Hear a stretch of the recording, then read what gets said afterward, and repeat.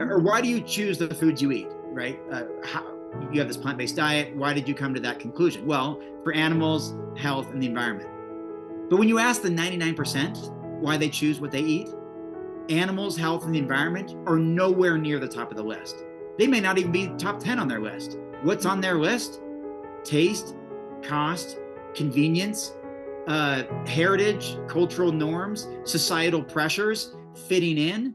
Hi, everyone. It's Alexandra. And unfortunately, Dotsy's not here today. She's traveling, but she's going to be back with us next week. We are going to miss her, but I am so lucky, and she's jealous that I'm able to talk to Robert Cheeke. He's back on the show today. We had a really wonderful conversation with him back on episode 103, which I think was at the end of 2020. So check that out after you've listened to our discussion today to learn more about Robert and how to be fit and healthy as a vegan. So Robert grew up on a farm in Corvallis, Oregon, where he adopted a vegan lifestyle in 1995 at age 15 when he weighed just 120 pounds. Today, he tours the world sharing his story of transformation from that skinny farm kid to vegan bodybuilder. As a natural bodybuilding champion, Robert is considered the godfather of vegan bodybuilding, and he is one of Veg News magazine's most influential vegan athletes. He's a former multi-sport athlete and has now followed a plant-based diet for more than 28 years. He's also the founder of Vegan Bodybuilding and Fitness and the accompanying website, veganbodybuilding.com.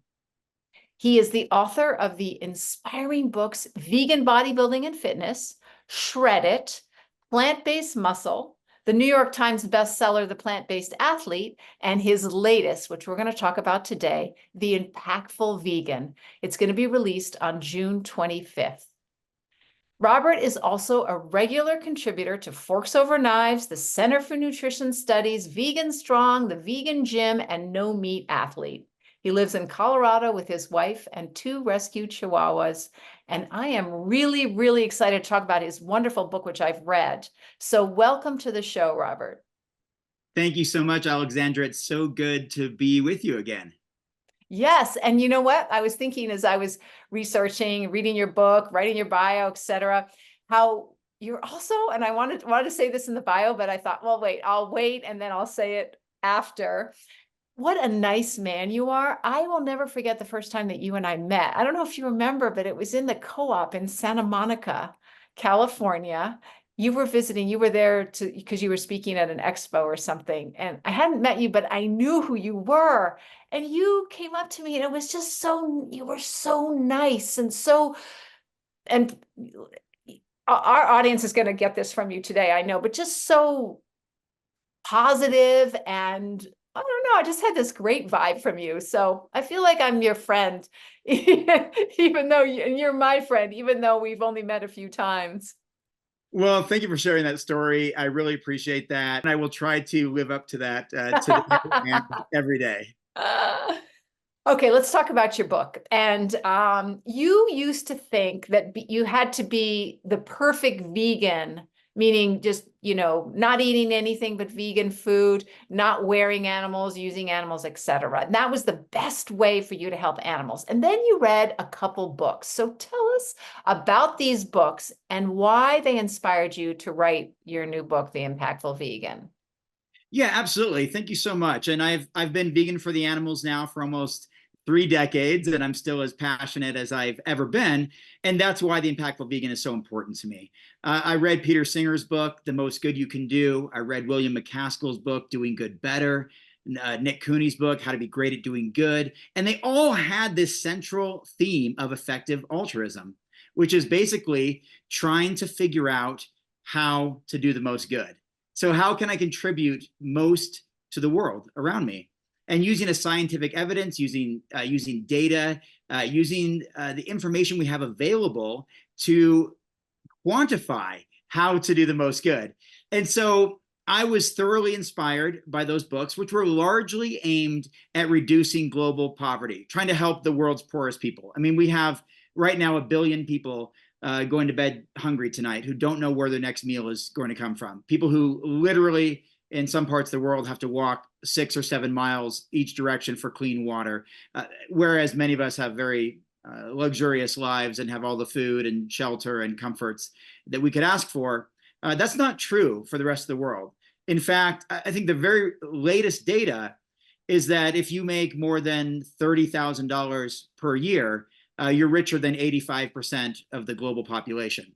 I read a really alarming stat 10 years ago, or it's at least a stat from 10 years ago, that it was something along the lines, if you made over $11,000 a year, you were wealthier than 80 or 90% of the world. I guess now with inflation and everything else, a decade later, it's 30,000. But that just puts things into perspective, that if you have comforts and luxuries and time and available accessibility to the internet and things like that, you're one of the richest people in the world. That's just out of sight and out of mind for most of us. And so these books provided a lot of perspective, and they gave me a lot to think about how to best help those who are suffering the most. And then what I was inspired to do was to write a book about how to help animals the most, and very importantly, how to help farmed animals the most. Because when you look at animal suffering, 99.99% of it is in the food system. It's farmed animals. It's not in cosmetics. It's not in leather and wool and fur and rodeos and zoos and all of that. We can all agree those are bad. We can all agree those are bad, but they don't compare in numbers or into the degree of suffering that the food industry, this industrialized factory farm industry that we have that provides food for 99% of us.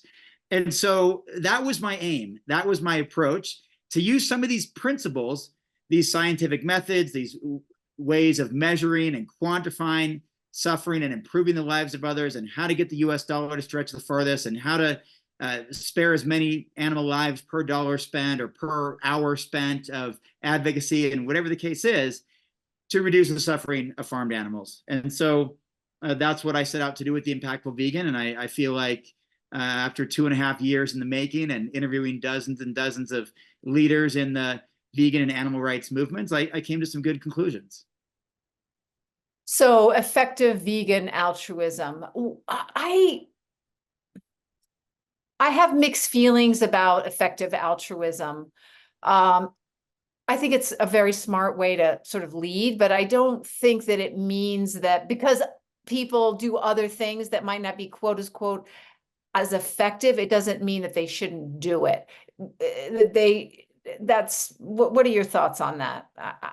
Yeah, I have some of my own reservations, of course, about the effective altruism movement, including some of the hypocrisy involved. Many people are trying to, help human animals as much as possible, yet they don't apply the same values and principles to helping non-human animals, not even perhaps dogs and cats or horses, but certainly not to farmed animals. Whereas you might think that if there's this ideology or theory of most effectively reducing suffering, even if it's aimed at humans, you would consider non-human animals as well. Yet not all effective altruists are vegans, for example. Many still might justify, well, if all I have to do is donate $100 to spare the lives of 300 chickens, well, then that justifies me eating this chicken sandwich over here, or these chicken nuggets, because after all, I'm doing good. And so I do have some of my own issues with that. But to your point, I understand your perspective and the perspective that others have, that like all approaches matter and all that kind of stuff. But we can very easily calculate and determine that some approaches are just more effective than others. Yes, there's a diversity of approaches that are good to help reduce animal suffering, but some are just quantifiably more effective than others. And if we can put our time and energy into those that are more effective, then that's what effective altruism aims to achieve. And that's what I've discovered through my efforts as well over the years of, I identify with being an effective altruist, long before that term was invented about 12 years ago. Of course, I didn't know the term for it, but that's how I lived my life for the most part, probably for the last 30 years, was how can I do the most good to help those around me? And that's always been a driving factor for me. That's why I became vegan as a teenager back in the late 1900s. That's why I chose bodybuilding when I had no business in the sport. I was a small farm kid, and I put on 100 pounds on a plant-based diet and won multiple bodybuilding competitions, competed for a decade, was on magazine covers and toured around the world. That was by design. That was to combat the number one objection to veganism, aside from I don't care about animals or I like the taste of animals. The number one objection is a fear of getting enough protein. I wanted to combat that head on and put that to rest by growing by 100 pounds on a plant-based diet. I clearly got enough protein, and I won bodybuilding competitions on top of that, which, helped solidify that as something that was very viable. And so those types of things, leading by positive example, combating the top obstacles and objections to veganism, and doing that enthusiastically and in some sort of positive way, those just are more effective than ways that don't resonate with an audience we're trying to reach. And so that's what I tried to spell out in the book, and based on survey data and interview data and evidence that we have available, we know some methods are just better than others.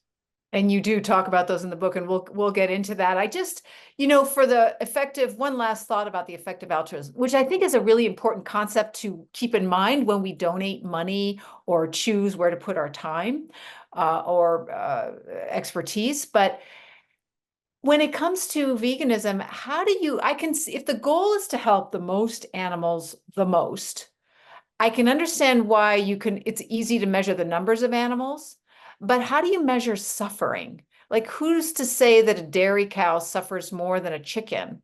A chicken actually only lives, for 2 months, 49 days usually. And a dairy cow lives for 5 years. So it's a really complicated thought process. Yeah, it is. It is. And there is something called the QALY score. Okay, it's QALY, it's quality adjusted life years. So this is how we determine different degrees of suffering. And it's very difficult to do, right? And it's a very sensitive topic. So it's something that takes a lot of careful reasoning and some philosophical perspectives and some subjective perspectives. And we know this from surveying a lot of humans. So what is worse? Alexandra, again, I'm making this up on the spot. I'm just thinking of my own mosquito bites I have right now in springtime.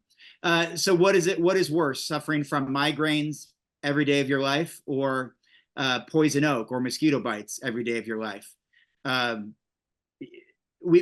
are ways to you survey people and say if your quality of life is in perfect health is a 10. What is it like to suffer from migraines every single day? And tell me your quality of life. And you may say, well, it's a 5.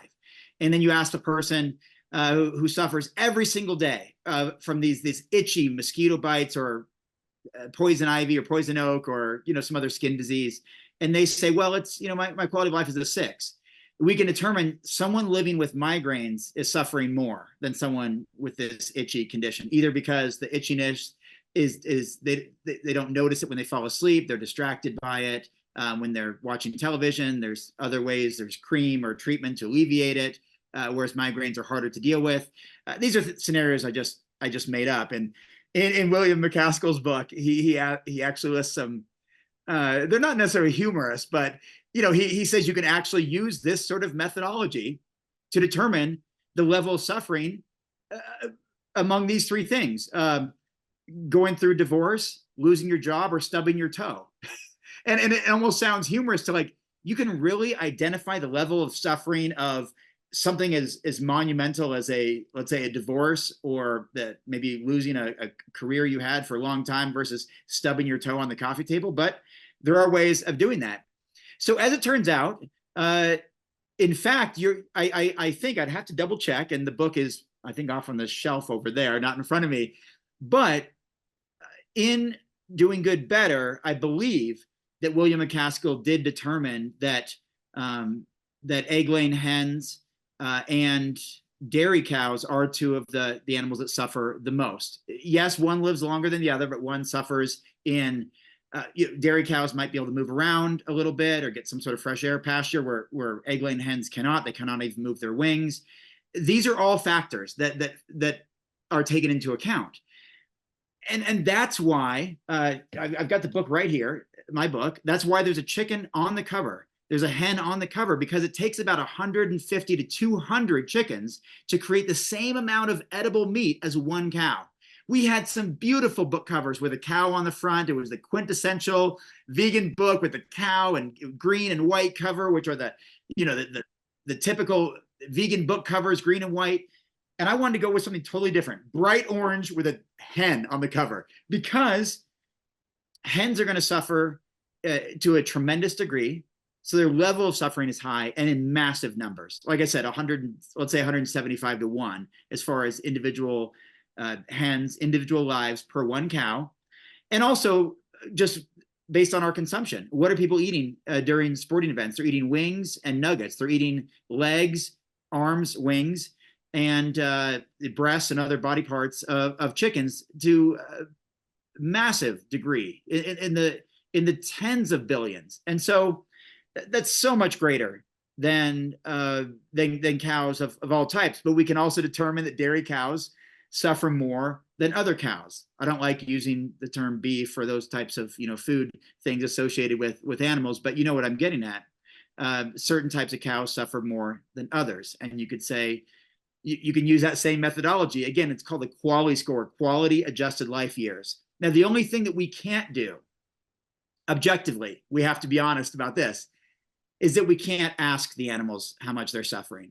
Or you can go to any hospital, go to any person living with a condition. And the books that I read, they compare people, let's say, living with AIDS or living with, memory loss, or living with chronic diarrhea, or living in abject poverty with lack of food. I mean, these are difficult to answer, but that's what effective altruism has really spent the last almost decade and a half trying to uncover, trying to figure out. And they always use those words, which I really appreciate, that we're trying to discover, we're trying to figure this out. We don't know these things absolutely, but we can certainly look at the data and say that if I just got a headache every Wednesday, that's certainly not as bad as suffering from chronic diarrhea 5 days a week. Like we can quantify that.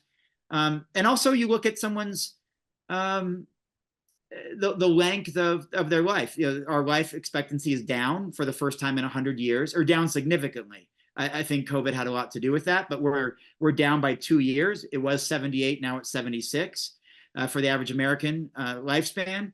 And so you can factor in anything from blindness. If you became blind at age 20, you've got, what's the math there, 56 more years of being visually impaired, completely blind, let's say, compared to someone who has another condition where they're also, let's say, age 20, but they're only going to live to age 45 because of their condition. They're not going to suffer for as long, but maybe there's also additional emotional suffering because they know they're not going to live as long. It's very difficult. It's very difficult, Alexandra. But I think it's a good idea to think about, as long as we allow some latitude, I think. And also if we get in the weeds, then we impede just going ahead and helping, right? Yeah. And that's what maybe you were alluding to earlier when I was saying, like, I used to be the perfect vegan. And not to say that I don't engage in anything that's, non-vegan behavior now. But what I mean by that is that I thought I had to do every single thing perfectly. I could not even sit in a rental car with leather seats. If there was a sliver of cheese that made it in my otherwise plant-based, Del Taco, taco or Taco Bell burrito or whatever, I wouldn't eat it. I would basically throw it away or give it away, which is not helping animals. It's not helping anybody. But I was obsessed with, I think a lot of it had to do with obsessive compulsive disorder too. I used to suffer from some OCD, and that probably played into my perfectionism. But I also see it among other people who don't necessarily suffer from OCD, but they're trying to be perfect for animals, which my opinion actually comes back down to ego. You're not helping animals in any more substantial way, not at all. No one cares about one sliver of cheese. That has nothing to do with additional animal suffering.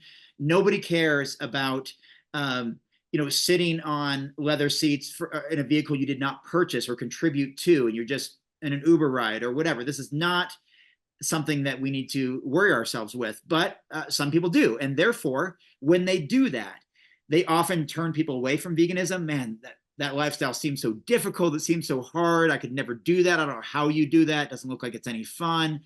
Those types of things. If someone were to wear gloves at one of those Chipotle type restaurants and touch my food after they had touched a piece of cheese or something, okay, forget it. It's over. I'm not doing that. That wasn't helping anybody. That wasn't helping animals. There are some things you can do, to speak up about getting alternatives to soaps and shampoos that are tested on animals. Request these at certain establishments, hotels, whatever, that might do some sort of good. But to say, I'm just going to sleep on the floor instead of using that pillow that has feathers in it, again, you're not changing anything. You have to take additional action in order to create some sort of change. You can't just abstain from something because your own ego says, I'm a perfectionist for animals and I'm not going to do that, and try to get a pat on the back from our peers and our friends and our fellow vegans. And so that's where I think we set perfectionism aside and we say, you know what, I want to be the most impactful. Like you said, effective altruism is not perfect. And I tried to put my own spin on it. I even gave it its own name, effective vegan altruism. And I tried to define that and explain that. And traditional effective altruists would not necessarily support animal sanctuaries, for example. But my approach is, I highlighted at least 3 of them in the book and listed 50 more in the back of the book. And the reason for that is because they would say, well, that's a lot of money per animal. It takes a lot of money to house and feed and water and staff and provide veterinary care for one animal, whereas I can prevent suffering from happening in the first place if I can contribute to these other organizations that focus on food technology and innovation and displacing animals from the food system. And though I agree with that, I also recognize that there's so much more that animal sanctuaries do than just feed, house, and provide care for animals. They bring in thousands and thousands of people from the general public who get a chance to see animals as individuals and get to experience that, that type of relationship. And I was just on a farm at an animal sanctuary with Dotsie up in Winnipeg, Canada, just a few days ago, like literally at the Little Red Barn Farm Sanctuary, literally on Saturday, and we're recording on a Tuesday. So, of course, and I bought stuff there. I gave money. I supported the farm. I promoted them online. I get that, even though maybe those 2 hours could have been spent promoting the Good Food Institute and working with government and trying to get cultivated meat technology more prevalent and all that. But you have to weigh those things out and just try to do the best you can with the knowledge you have, the resources that you have, the connections that you have. And as I said in the book, doing something is better than nothing. Even if you even if you say, Robert, this might be a little bit too much for me, this doing the most good, I can't donate. I don't have the money. I don't have the time or the skills, or I don't live anywhere near an animal charity organization where I can donate my personal time or my physical skills. I'm going to go, help my entire sports team, learn more about plant-based nutrition and introduce products to them and, make change in my community that way. Fine. That's great, because doing something is better than nothing, even if one action maybe isn't quite as good as the other. It's still okay. Have you ever felt trapped in a cycle of stress and sleepless nights? I know I have. But since I've added Magnesium Breakthrough to my nightly routine, no joke, I've been able to quiet my mind, fall asleep fast, and stay asleep longer. And what sets this supplement apart is that while other magnesium supplements, and certainly all the other ones I've tried, and I've been taking magnesium for years, while all the other ones only give you 1 to 2 forms of magnesium, Magnesium Breakthrough contains all 7 forms. So, I never even heard of this. So it will not only help you fall asleep, but it will keep you regular and focus your mind, plus the many, many other things that magnesium does, which you've probably heard me talk about on this podcast, because as I said before, I've been taking magnesium for years and it's really, really helped me. But I love this magnesium because it contains all 7 forms of the supplement, and it's vegan, gluten-free, and soy-free. And also super important to me because, as we know, supplements aren't regulated. They don't contain always what they say they contain, but Magnesium Breakthrough has received a good manufacturing practice certification through third-party inspections, so you can trust by optimizers. So get this all-natural, full-spectrum magnesium supplement by going to buyoptimizers.com/switch4good and use promo code switch4good during checkout to save 10%. Something that Effective Altruism does focus on and that you do talk about in the book is our placing our donations properly. And you have said that often, and that usually they're far more impactful than our own personal actions. So can you explain that and give some numbers to us? Oh yeah, and that's been just quantifiably true. That is just objectively true, that our donation dollars can do so much more than our actions. And I could even maybe give a story or an example. I've given this a couple times, just something I thought of on the spot in a previous interview. But it's like, if there's a natural disaster, going on, is it more impactful for you to donate to those who are already on the ground, who have the skills, who have the medical equipment, who have the training, who have the background, or to just go buy a plane ticket, grab your backpack and go help if you have no skills whatsoever in saving lives and in repairing wounds and helping those who are injured and in critical conditions? I mean, clearly that's just one example that came to mind a while back, because we have, unfortunately, so many natural disasters. They're going on right now throughout the United States and around the world. Clearly, our for animals, though, like how much we eat, don't eat animals versus if we take our money and. Yeah, same kind of thing. We have those numbers so Alexandra, you and I living our vegan lifestyles, being nice, friendly people, wearing veganism on our sleeve, even promoting it online, and, identifying with that label and talking to people about it. We're going to spare really up to only about 365 animal lives per year. That's one per day. I mean, that is pretty awesome. I mean, if you think about it, like saving an individual animal's life every day is pretty rewarding stuff. But if we can donate just a percentage of our income, 5%, 10%, or let's go all the way down to 1%, we can spare exponentially more animal lives, because we know that organizations like the Humane League can spare a chicken's life for as little as 33 cents. Why? How can they do that? Well, because number one, they've been doing this for a very long time. They have systems in place. They've already gone through the trial and error and what does the most good to help animals. They have teams of skillful people in place. They work with thousands of food producers. They work with tons of farmers. They do all kinds of education work. They work in various countries throughout the world where the US dollar stretches so much further. So you and I can just go around and meet at the co-op in Santa Monica and go get our quinoa bowl and do our thing and our kombucha and hang out at the farmer's market and cross paths again on the weekend in Santa Monica and spare, like I said, a few hundred animal lives per year. Or you could spare up to over 100 times more animal lives per year by donating 5 to 10% of your annual income to the most effective animal charities in the world. And what does that look like? What that looks like is, just as you would save for other things, maybe you have a little vacation fund, or save for taxes, or save for a mortgage or rent or home improvements or college or higher education or home repairs, whatever your little categories and buckets are. You could have an impact bucket. You could have an impact bucket. So maybe you don't get that. I know it's cliche at this point, but you don't get that expensive coffee today, or you don't buy that sweater today, or you don't get that new electronic device, or you don't upgrade your phone or laptop immediately. You give it a little bit of time and see how long it will last, like this 10-year-old laptop I'm using right now that hopefully gets us through the interview. So that's what I mean by that, is that we have quantifiable numbers that show us we can be so much more efficacious through donating to the right charities. And how do you know which charities to donate to? Well, You have them in your book. yeah, Animal Charity Evaluators has already done the legwork.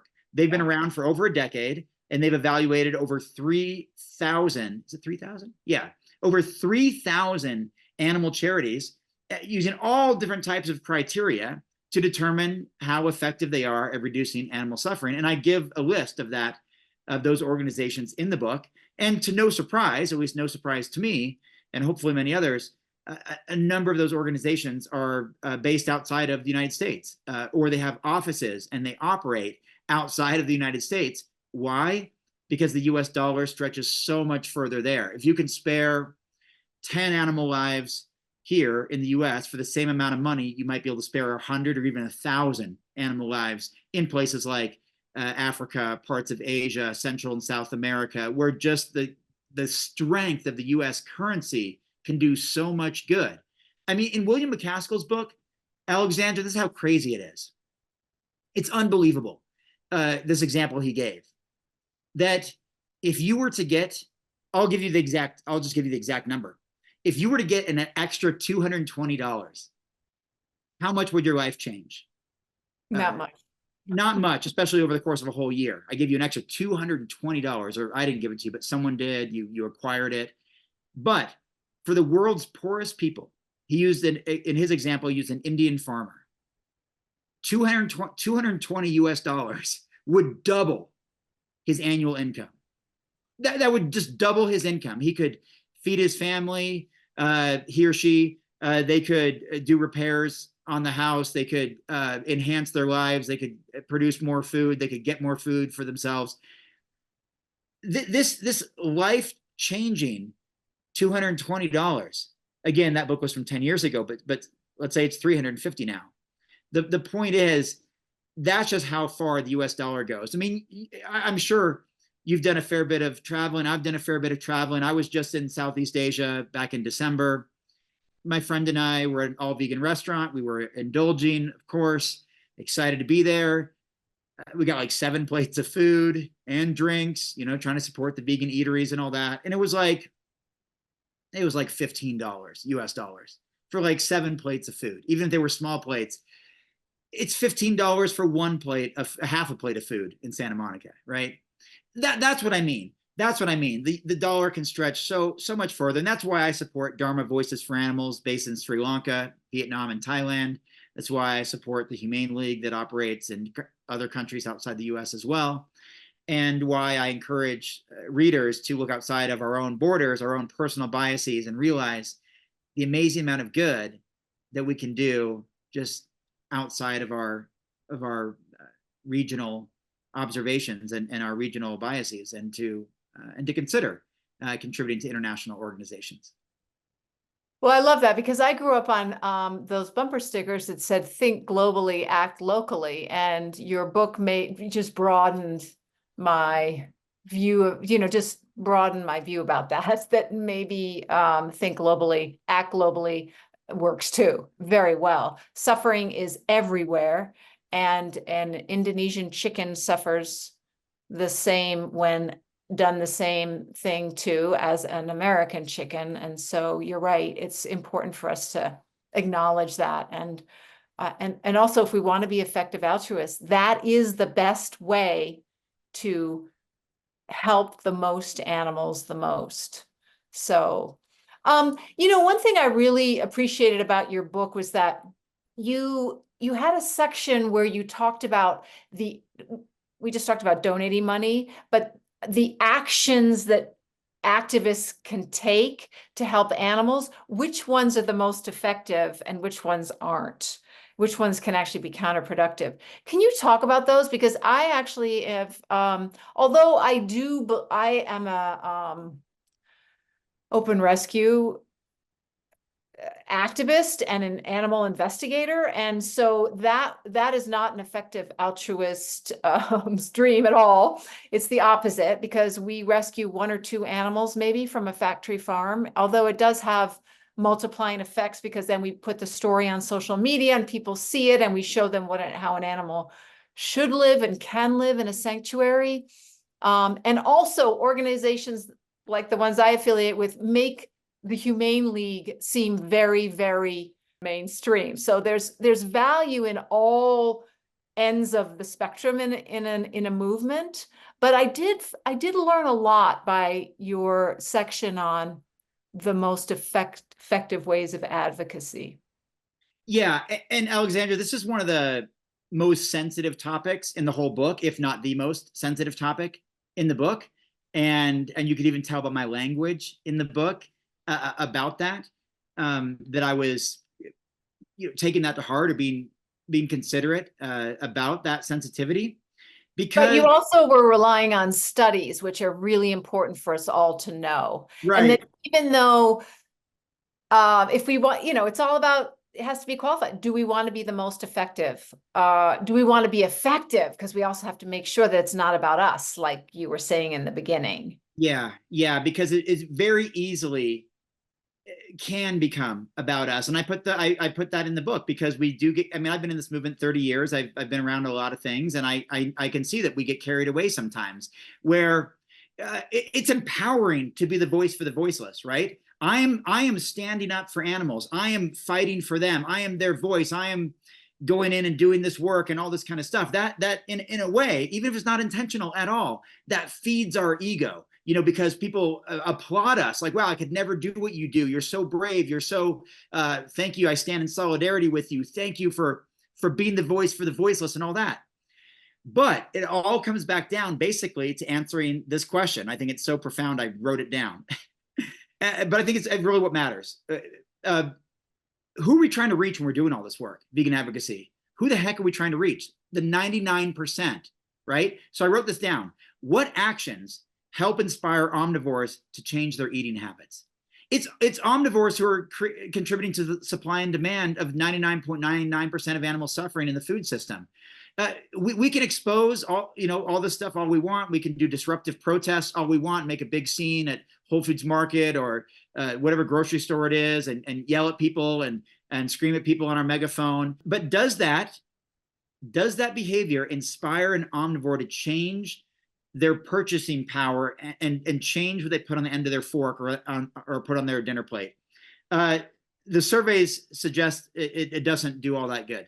The surveys suggest that actually a lot of things like what we might call disruptive protests, kind of confrontational, shouting, yelling, challenging people in their value system, their beliefs, maybe even name calling, or blocking access to things and all of that. That actually in real studies with omnivores has resulted in their comments saying that actually turns them away from veganism, and not only that, it encourages them to want to eat even more animals because they're so put off by vegans. They're so, it sounds strange to say it, but offended by vegans, even though they're often offended by their own hypocrisy. But it's the way we communicate with them about that. Whereas positive news stories, positive social media stuff, 30-day vegan challenges that are super supportive and have community aspect and recipes and support and all that, those do more to get the 99% to change their eating habits, and therefore change the impact on supply and demand, change the impact on those other people that they will influence, how they interact with the world around them, how they perceive veganism or animals moving forward. Books are quite effective at doing that. They often come from a place of authority, and they're persuasive, and they're often well researched, or they're perceived as less biased than documentaries, for example, which are inherently biased because they're trying to show a viewpoint. That's what documentaries do. There's a whole list of them. We realized that. Yeah, I was surprised to see that documentaries and celebrities were not that influential. Yeah, I was just about to say. I was going to say no offense, but celebrities don't do that much. The reason why is celebrities are not early adopters to any kind of idea. They wait and survey what they're like. Is their audience, putting up Black Lives Matter stuff on their page? Is their audience doing like Ukraine war stuff? Are they pro-gay marriage or whatever. Like they're very sensitive to what their audience is already doing before they take a stand on something. And also, celebrities don't necessarily inspire us to change our worldview and completely overhaul our value system. What they might do is help us identify with them based on our current feelings we already have, or our current, like I may know nothing about a bunch of musicians, right? Certain musicians, I don't know anything about them. They're not even on my consciousness. I don't know their names. I don't know their music. But when I find out they're vegan, all of a sudden now I identify, like they didn't enhance, they didn't change my behavior. I just kind of associate with them now, like, oh yeah, he or she is vegan. I didn't realize that's cool. Likewise, once those people, let's say that famous musician becomes vegan, they don't necessarily have that worldview changing appeal to their followers. Their followers might be like, well, it's very much like I'm just thinking of this in real time as my wife's favorite band, the lead singer just adopted this mainstream religion, for example. That in no way makes her want to follow his path to this awakening he had and this adoption of this mainstream religion. But she still likes the music and still, may be interested in going to concerts. But that didn't, just the fact that he changed his worldview and philosophy on life, and now is subscribes to this religion.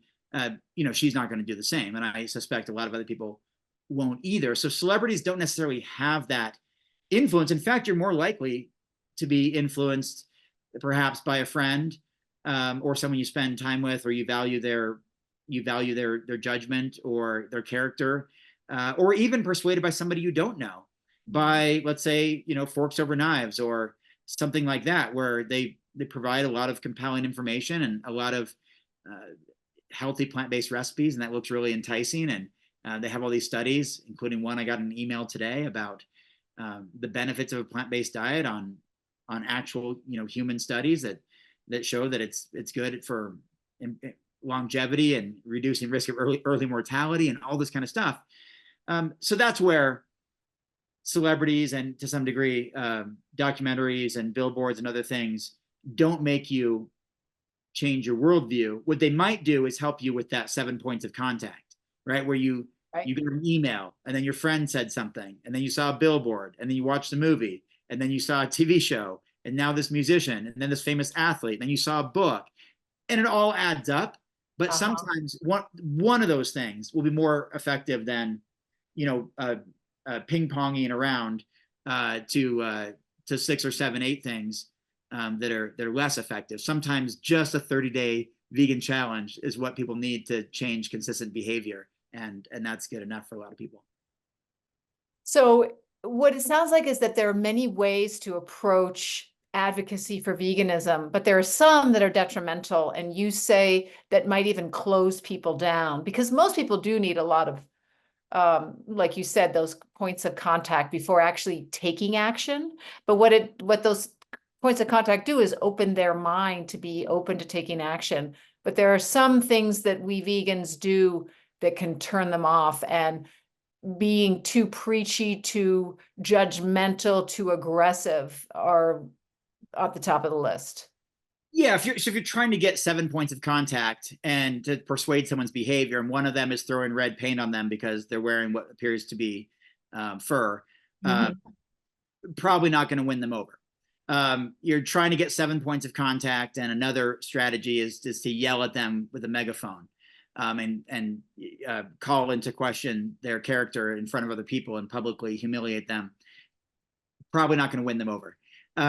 Those are some of the things that the studies warn against. These are not my ideas. Of course, these have been some of my observations, because I put myself in their shoes too. When I'm walking down the street and there's people holding signs about certain organized religions and yelling on a megaphone and screaming and name calling, it's not that I don't feel this urge to join them and sign up, the next weekend to participate. Like I'm turned off by that kind of behavior. In fact, I might cross the street or go a different direction because they seem a little bit crazy to me.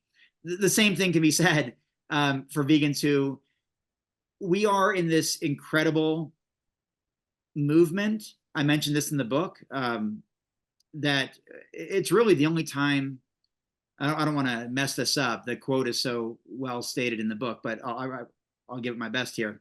But we're basically the only time in history where an oppressed group cannot speak for themselves, and in fact have to rely on their oppressors to speak for them or act against their own interests in order for their suffering to be alleviated. It doesn't matter what other human cause of suffering we've gone through, and yes, they've been traumatic and tragic and unfortunate, and any synonym you want to fill in, but individuals had the opportunity to speak and communicate in a language that could be understood by other humans, and speak for themselves, or what their value system was, or what they wanted to be able to achieve, equality or voting, or whatever, freedom.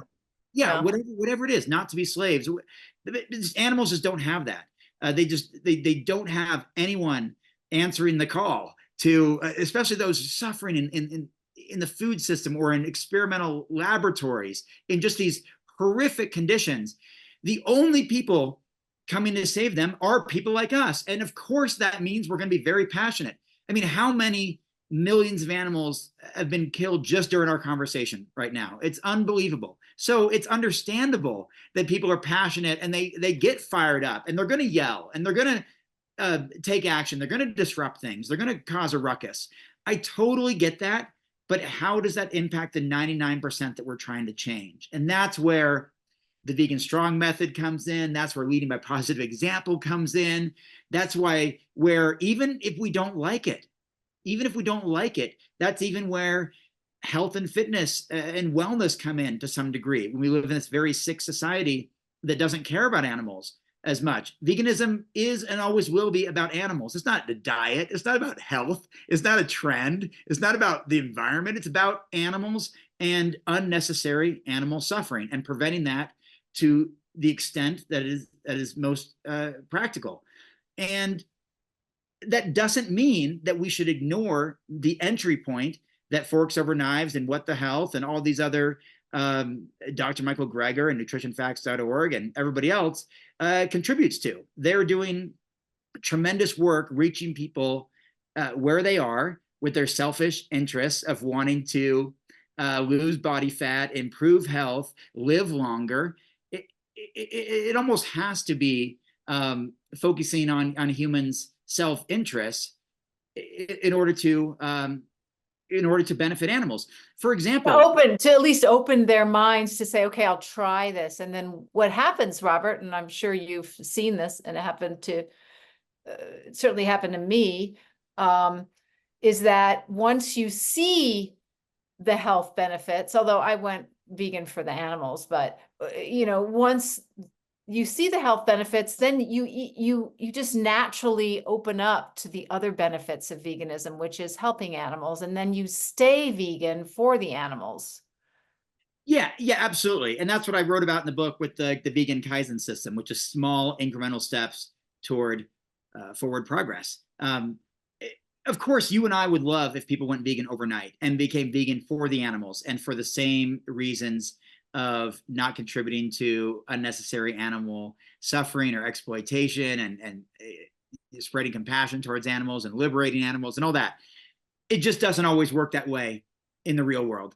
For example, here's just a very clear point, and I think Paul Shapiro made this very eloquently in the book. Those of us, probably many people listening to the podcast, maybe you and I share this perspective. If you ask us why we're vegan, right, just in general, we'll say for the animals, for our health, and for the environment. Mm-hmm. Or why do you choose the foods you eat, right?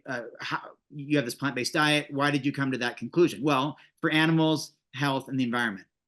But when you ask the 99% why they choose what they eat, animals, health, and the environment are nowhere near the top of the list.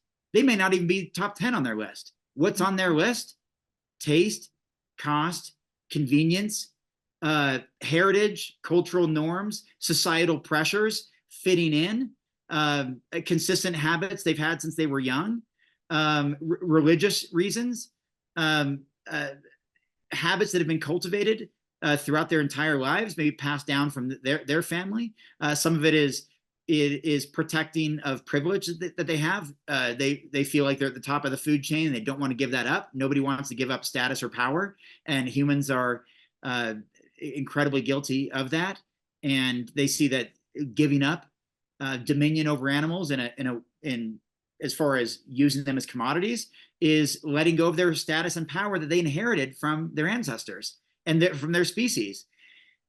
That's what people care about when they think about what they want to eat. It's got to taste good, it's got to be cheap, and it's got to be around the corner. It's got to be at a fast food restaurant or at a convenience store or at the airport. That's how I choose what to eat if I'm the 99%. And so we have to take a moment and realize that our whole approach of look at me, I'm vegan for the animals, health, and the environment, that speaks to us, and that speaks to me and my ego and my perspective and my worldview. And I'm not saying ego is a bad thing. I'm just saying that's what I care about. That's my ego. What do other people care about? They care about low-cost food and providing for their family. They care about freedom and freedom of choice in the market, and don't want to be told that they can only eat tofu or seitan and not all these other things. They care a whole lot about taste and convenience. I told you this off the air, that 80% of Americans eat fast food once per week. 37% of Americans eat fast food every single day.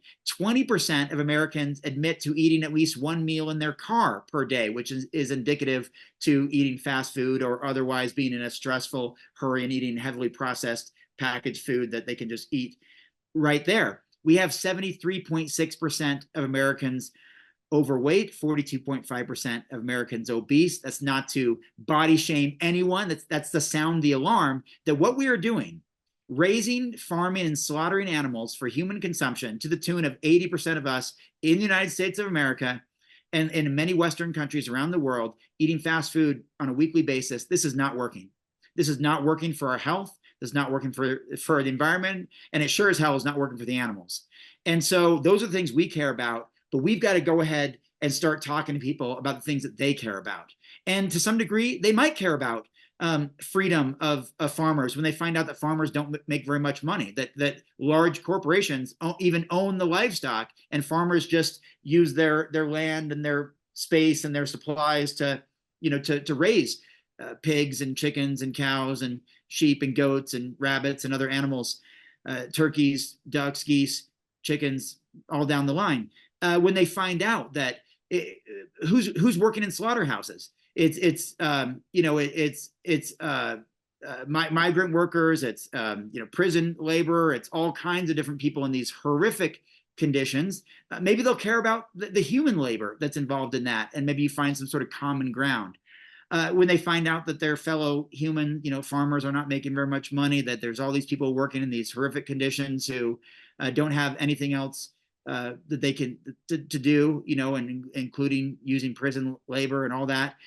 Maybe they find some sort of reason to connect with you when they find out that there's class 1 and class 2A carcinogens in deli meat and sausages and hot dogs and red meat and all of this, and their uncle died because of it, or their mother died because of it, or half their family's getting type 2 diabetes or cancer or heart disease or stroke or high blood pressure, and they're dying off, which is happening all the time. I can't tell you how many people in my life have just passed away recently from diet and lifestyle related diseases. It's very unfortunate. I'm flying for funerals all the time. I come from a farming background. I come from a high animal product consumption family. These actions have real consequences. So when you can kind of meet people where they're at as far as how they view the world and how they view their purchase power and their preferences and what they hold as important to them, then you can have this perhaps more influential dialogue and start moving the needle a little bit more for animals, rather than me saying, I'm right, you're wrong, and I'm not even going to listen to you, because we're not going to change anybody. unless we start listening. And that's what we have to do. We have to be really good listeners and realize that people don't care about animals' health and the environment. They care about other things. And as soon as we start making plant-based foods that are as tasty as animals, as cheap and as convenient, game over. People will choose the more compassionate option if it meets all that criteria. Which is why in your book, you do advocate and you speak with people from the Good Food Institute who are working to get these kind of alternatives to animal products on the market. So that makes total sense. I have to say my mind was just a little blown about what you said about why we eat and choose what we eat, and why someone who the 99% choose what they eat. I never looked at it like that, but you are so right. And I did hear you once in a conversation with two other people say they were talking about how to affect change with other people. And you said, they're talking about what you should say to change people's minds. And you said, well, I think we should listen first about what they have to say and then find common ground. And I agree, that's so important. You mentioned two methods. You talk about them in your book. Vegan Kaizen method and the vegan strong method. Can you talk about that just briefly about what those are? Yeah, I'll be real brief on these because I know I get into the weeds. I get detailed on some of this stuff and give examples. And I had all kinds of other examples I was thinking of sharing, but didn't want to take up the time. So Kaizen, it's a Japanese term for small incremental steps toward forward progress. It came actually from the United States military post World War, and helping rebuild Japan. And so Japan was having so much success in the business sector, primarily rebuilding and becoming just this powerful nation in business. I mean, they have companies like Toyota, some of the biggest and most profitable in the world, and including of all automobile companies in the entire world. Toyota's number one with Volkswagen, right? They're kind of neck and neck, but Toyota's really been dominant for a long time. And so it's this Japanese system for it's not just small incremental steps to forward progress, but it's also listening to feedback. There's something like in 1 year, Toyota employees, not customers, but employees, filled out something like 1.5 million comment cards for how they can do their jobs better, or what they wanted to see changed in Toyota as a company, to be more efficient on the factory lines and all this kind of stuff. And Toyota listens. They listen to feedback and they make changes, and they're the best on planet Earth at what they do. I talked about that. That was synonymous with the time that I worked for Vega for 10 years. Vega, Charles Chang and Brendan Brazier founded that and formulated that plant-based nutrition product. It went on to open the doors for every other brand you can think of that's in all the stores now, Orgain and Sun Warrior and all the big brands all over the world that started with Vega. And Charles, who was the founder and CEO, brought in a team of talented people who had all kinds of experience and listened to all their input, knowing that they had diversity of ideas, and that if you brought those ideas in together under one roof, under one umbrella, you could expand. And what happened to Vega? It became the number one, not only number one plant-based sports nutrition company in the world, but also the number one nutrition product in the entire store in places like Walmart and Target and Walgreens and CVS, when it peaked and sold for over $500 million that my personal friend, I'm going to see him soon, sold the company for. I share that story because how does that map on to veganism? Listening, right? Listening to those who are in the trenches doing live rescues, those who are on the front lines doing advocacy, promotion, those who are doing food innovation, the entrepreneurs, those who are doing the writing and the filmmaking and all that stuff. So we need to understand that one of the reasons New Year's resolutions don't work for most of us, vast majority, is because we go too big, too fast, too much, too soon. Small incremental steps toward forward progress absolutely would have won every time. And the same can be said for veganism as a movement, as a social justice perspective, as an effort to create compassion throughout the world. We need to take these smaller incremental steps, not everyone's going to go vegan overnight. We wish they would, but it's not going to happen. They're much more likely to get their feet wet, dabble into it, plant-based diet, okay, energy, weight loss, health benefits. I feel more compassionate. I start looking at animals differently and all that, and boom, here we are, now a long-time vegan, perhaps. That's just what the evidence suggests. Evidence suggests that small incremental steps are better, and that listening is more important than just preaching. Not to mention, people tune you out after about 30 seconds anyway. And so listening is always going to be, I mean, I'm talking about in an argument, I'm not saying people tuned us out from this conversation or this podcast. I mean, in some sort of discussion or debate, which a lot of people find themselves in, butting heads, vegan and non-vegan.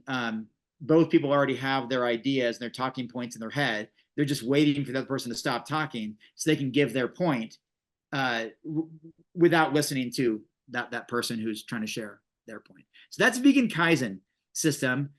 I gave amazing examples in the book, like you don't build a wall overnight, but you lay a brick as perfectly as a brick can be laid. You do that every single day, and soon you have a wall. Same with building your body, same with being an athlete, same with adopting a plant-based diet, same with reversing, possibly reversing, a health issue or dropping weight or whatever. It happens through incremental steps. And the other one you asked, I think, was the Vegan Strong method. Vegan Strong method is one of my favorites, not just because of my personal bias towards it, because I created it, but it's very, very effective, and that's why I created it.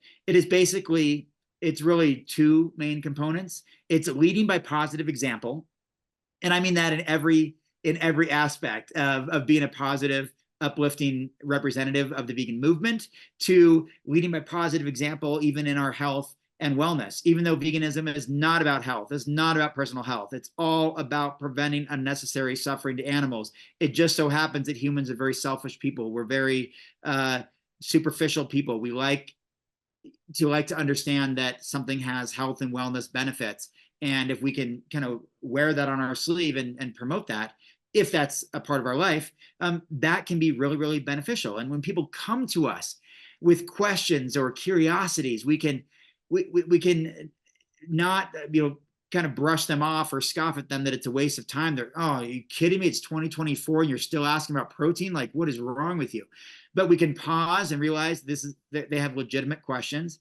I had that legitimate question just last week from someone who was it was in Texas. She was actually just very curious. She did not understand. She did not intellectually understand how I could get enough protein on a plant-based diet and be, champion athlete, or even just exist where does protein come from? So I just explained it all to her. She's like, oh, that totally makes sense. I never thought of it that way. That if you reach your total calorie needs, and because of our the amount of protein required is so low in comparison to our total calorie needs, that if you reach your true calorie intake needs, that you will by default consume enough protein. And if you're worried about it, you can just consume more of the foods that are higher in protein, like soy foods, like tofu and tempeh and soy milk and edamame, or other legumes or nuts, nut butters, or a protein powder if you want, or protein bar.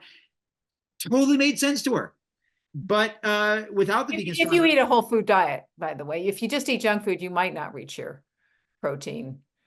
If you just eat Oreos or something, but if you eat a healthy diet, but rarely do we eat 4,000 calories just of junk food. There's usually something else in there. But yes, good point. And you're going to discover all kinds of other problems besides not getting enough protein if you're just eating thousands and thousands of calories of junk food. But the point was, I used that Vegan Strong method, led by positive example, used my example like as a champion bodybuilder, gave her my history that, hey, I put on 100 pounds doing this. So that I know that's not exactly the American dream to gain 100 pounds, but I did it all with plants. I beat all these other competitors in bodybuilding who were eating chickens all day long.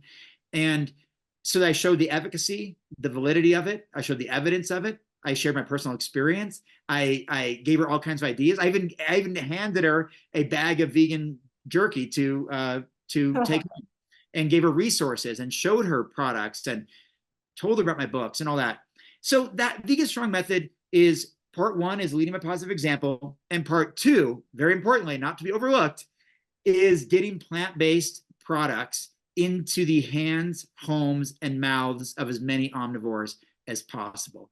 And I do this incredibly. I distribute anywhere between 125,000 and 200,000 plant-based product samples per year that primarily go to a 99% non-vegan audience. What that means is I engage a lot with the fitness community and with the mainstream community, and I go on tour and I give away lots of products, and I do it online and in shipments and giveaways and contests and all kinds of things where I get plant-based protein powder into the hands of people who are normally consuming whey or casein protein. I give entire bags of plant-based jerky to an audience that's normally consuming animal-based jerky. I get plant-based protein bars to an audience that's normally consuming animal-based protein bars.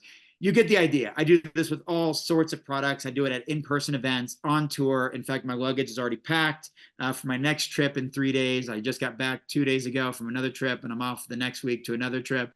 And I'm going to all kinds of interesting places where veganism is popular and where it's not popular. And I get products through these festivals that I attend, exhibit at, speak at, and through my online shipments and my book shipments and incentives and giveaways and all that. I reach a lot of people, and I encourage others that they can do the same. Let's say you're on a sports team, you're part of a church group, or you're part of a bowling league, or your son plays soccer or whatever. You could provide the plant-based snacks to the entire team, your entire choir group, your travel group, your pickleball crew.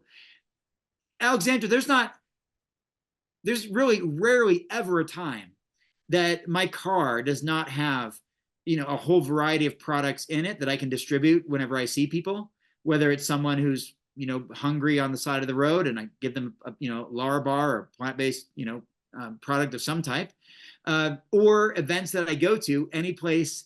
Even if I'm just invited to go with a group to go bowling, I show up with a tote bag full of stuff and say, hey, brought some snacks for you guys all to take home.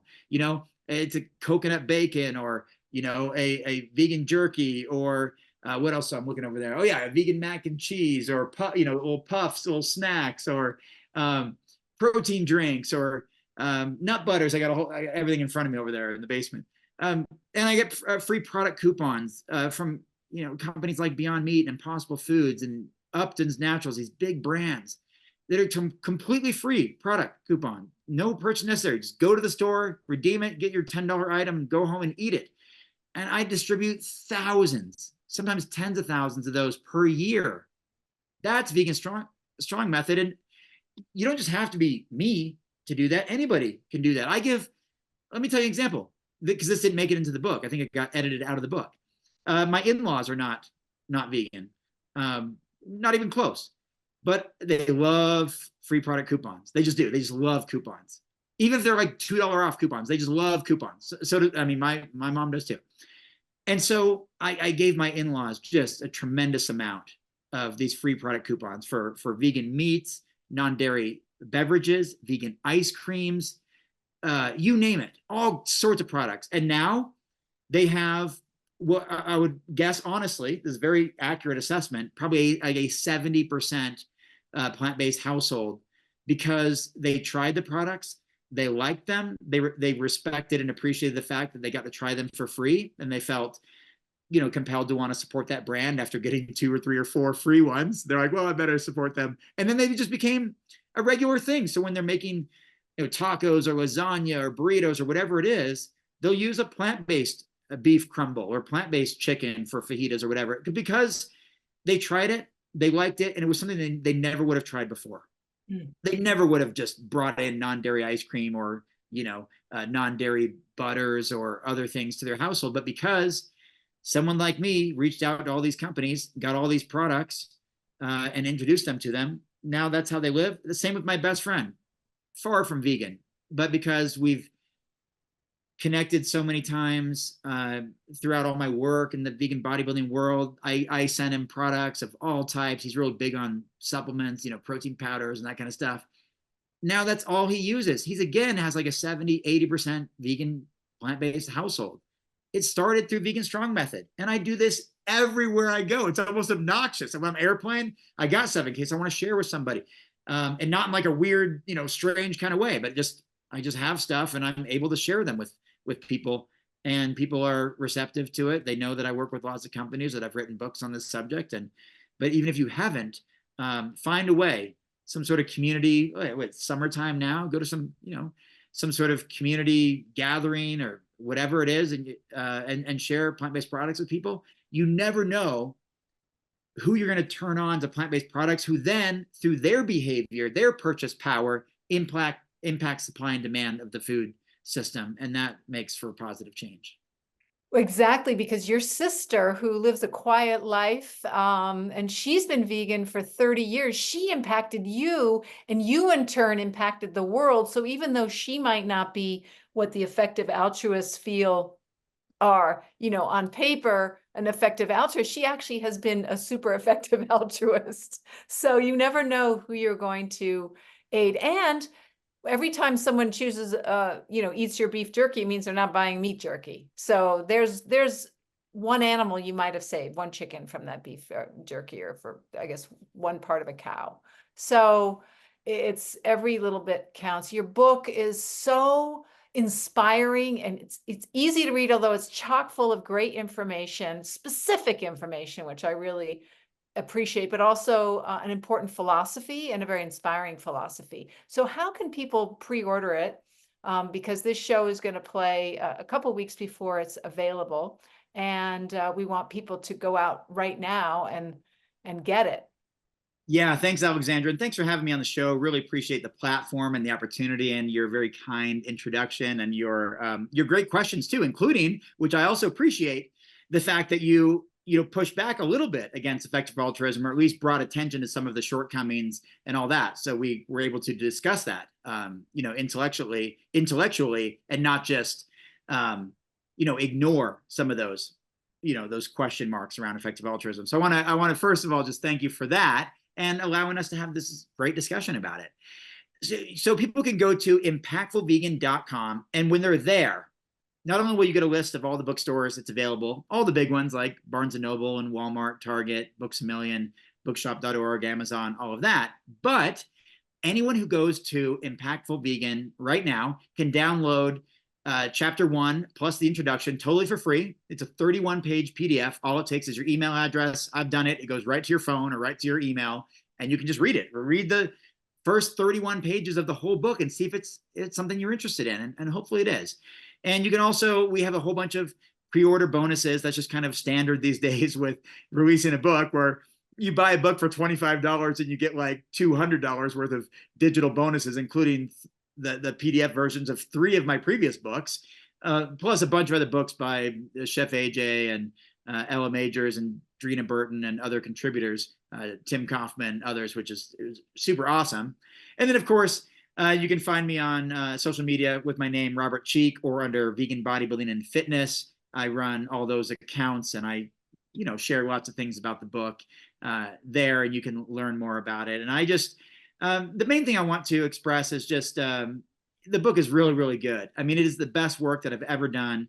Whether you care about me whatsoever, want to support me or not, that's not of interest of me. What's of interest of me is the book's content, and hoping that you'll read it and that you'll apply it into your life. And if we all can come together, a whole bunch of us, and do that, we'll be able to raise a whole lot of awareness and resources for the most impactful animal charities in the world. And we'll also learn how we can be the most effective and impactful vegans we can be. And together, we can spare a whole lot of animal lives. And that's what I'm hoping this book accomplishes. Yay. Well, thank you, Robert. Hey, audience, he is really nice and enthusiastic and positive, isn't he? Wasn't I right when I said that in the beginning? So thank you, Robert. You're amazing. And we want to have you on for every single book you write. But I agree, this one is excellent. So everybody, go to impactfulvegan.com and buy it now, and get all those free goodies that you can get with it. Yeah, thank you so much. Appreciate it.